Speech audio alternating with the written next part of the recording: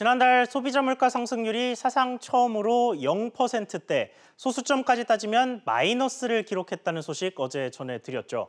그런데 그 소식 듣고 고개를 갸우뚱하신 분들 많으실 겁니다. 물가가 올라서 지갑 열기가 무서운데 마이너스 물가라니 무슨 말인가 싶으시죠? 사실 개개인이 느끼는 물가의 수준은 각각 다를 수밖에 없습니다.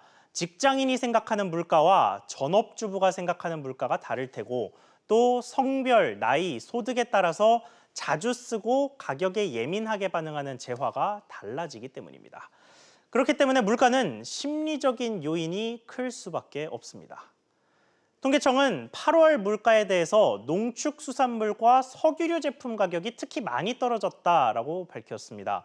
실제로 비쌀 때는 4,000원까지 올랐던 무 가격이 지금은 2,000원도 안 되게 떨어졌고 배추도 한 포기에 8,000원을 넘기고 8,000원 왔다 갔다 할 때가 있었는데 지금은 4,000원 정도면 한 포기를 살 수 있죠.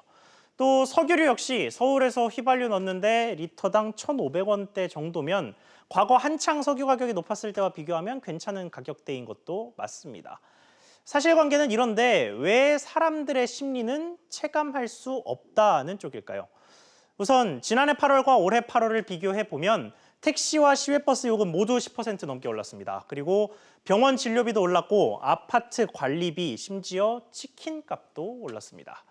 이 수치들을 모두 합쳐서 서비스 물가라는 이름으로 묶는데 이 전체 서비스 물가는 1% 올랐습니다. 여기에 또 다른 불안 요인은 사람들의 소득과 재산 부분입니다. 우리 국민이 향후 생활 형편을 어떻게 전망하는지를 나타내는 지표가 있는데 이게 지난 2009년 3월 이후 10여 년 만에 가장 나빴습니다. 그러니까 정리하면 경기가 안 좋은데 앞으로 형편이 나아질 거란 확신도 없으니 물가가 떨어져도 그렇게 떨어진 것처럼 느끼지를 못한다는 거죠.